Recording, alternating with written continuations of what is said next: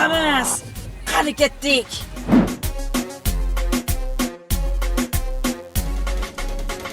Toshkent viloyati Chirchiq shahrida xavfli burilishlar qilib, piyodalar hayotiga xavf solgan haydovchi aniqlandi. Qayd etilishicha, Cobalt rusumli avtomashina haydovchisi bir necha qoidalarni buzgan holda yashil chiroqda harakatlanayotgan ona va 5 yoshli bolaning oldida xavfli burilishlarni amalga oshirgan. Katta yo'lda harakatlanayotganda o'pkasini bosa olmay qoladigan haydovchi qilgan ishlardan afsusdaligini bildiryapti. Chirchiq shaharida bo'ldi.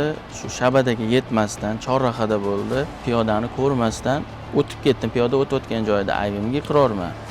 Lekin men bu narsani bilib qilmagandim. Bu vaziyatim shunaqa bo'lib qoldi akalar. Uzr so'rayman, ming uzr.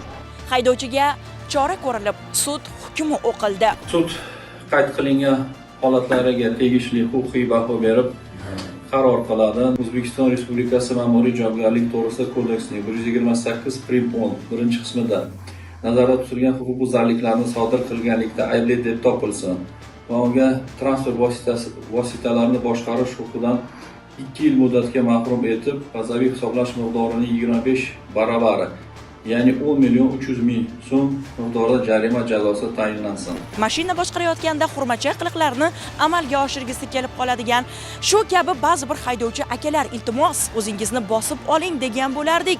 Sizning harakatlaringiz o'zgalar hayotiga xavf solib qo'ymasin yana. Bu holatni efirga berishimizdan maqsad barchaga o'rnak bo'lsin.